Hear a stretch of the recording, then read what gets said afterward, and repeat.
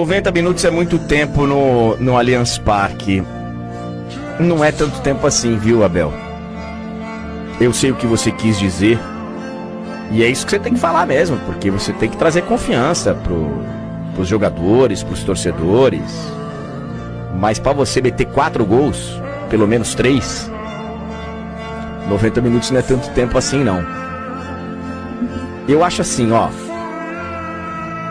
Se o Palmeiras conseguir reverter, vai ser um negócio assim, prateleira de cima dos... não milagres, mas das viradas do futebol. Vai estar na prateleira de cima, velho. Porque você virar um 3-0 numa semifinal de Libertadores não é pra qualquer um. Não é pra qualquer um. E